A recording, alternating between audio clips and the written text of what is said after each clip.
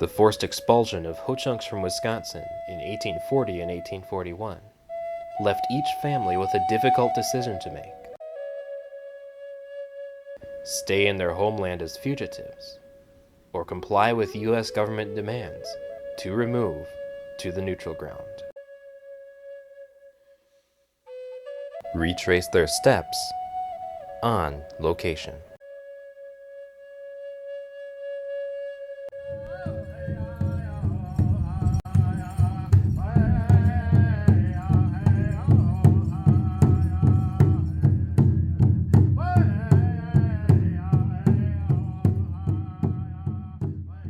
Geographically, the neutral ground was a 4 million acre piece of land in present-day northeast Iowa, fronting on the Mississippi to the east and the Red Cedar River on the west.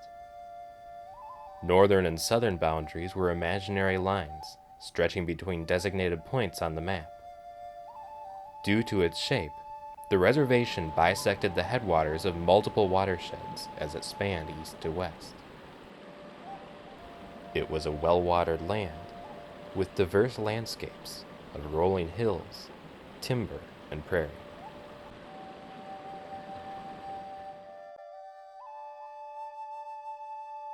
For many Ho-Chunks, their experience with the neutral ground through the first decade of its existence may have been limited to traveling to its corner at Paint Rock, an ancient Ho-Chunk meeting place for government annuity distributions.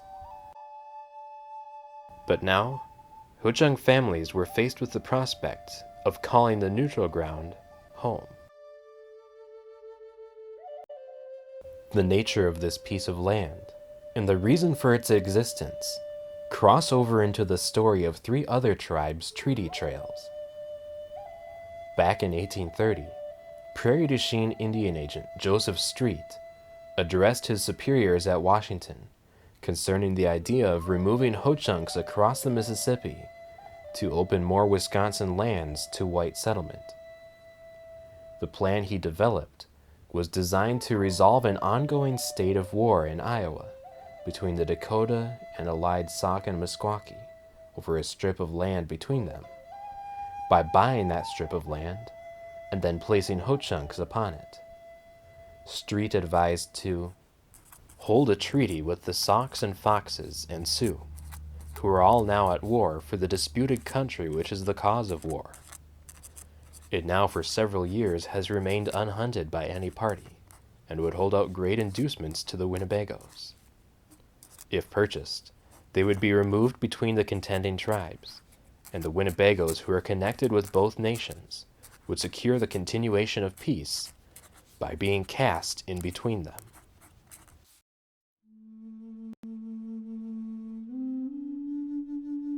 In other words, Street proposed to establish Ho-Chunks as a human buffer between tribes at war.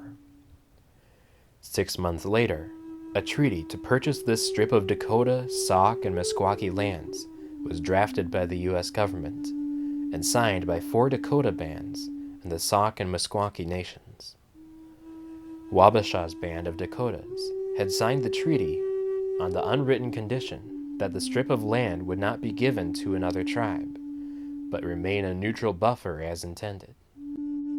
Ho-Chunks were aware of the Dakotas' proviso. In addition, the 1832 Black Hawk War had strained relations between the Ho-Chunk, Sauk, and Meskwaki.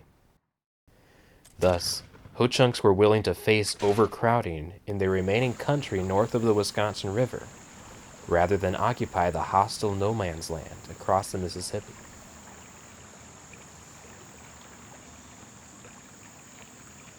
Black Dakota put it this way: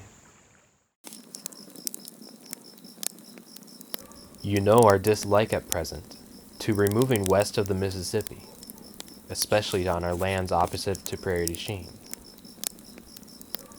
Our neighbors there have spilt our blood. When we went to Washington, the President told us to bury our war club. If he now obliges us to go west, we shall be compelled to raise it and show it again to our enemies. He seems by thus compelling us to go west to wish to see us destroyed.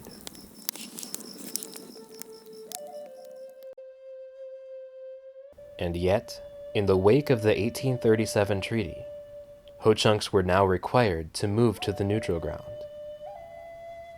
From 1833, when the reservation was first entered by a number of Ho-Chunk families, through the mid-1840s, few years went by without murders of Ho-Chunks by their neighboring tribes as they found themselves in the middle.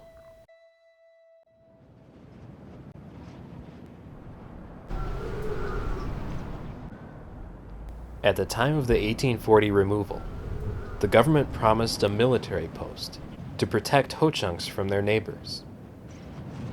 Fort Atkinson was established on the Turkey River that year and constructed ostensibly for this purpose, but equally with the intention of using the troops to keep Ho-Chunks on their reservation.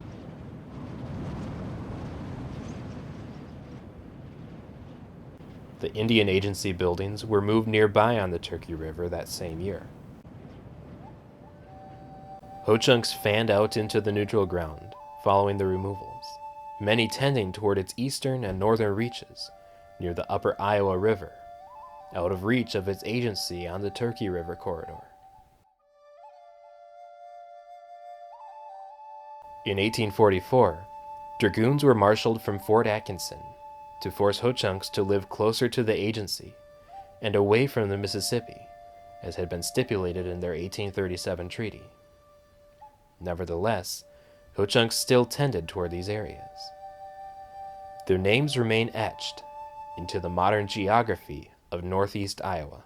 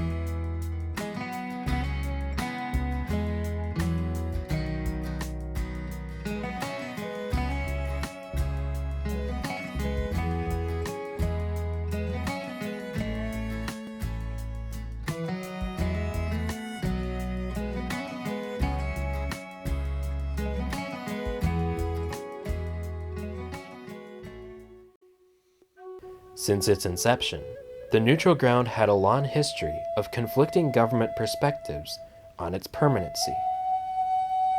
In some contexts, it was billed as a permanent home for Ho-Chunks, offering a place far removed from the influence of white settlers. In the mid-1830s, Wisconsin Territorial Governor Henry Dodge announced that Ho-Chunks could remain there in peace for years. But already by 1844, Dodge and others had unsuccessfully attempted to convince Ho-Chunks to move elsewhere, upward of a half-dozen times, on grounds that Ho-Chunks could not permanently reside so close to white settlement.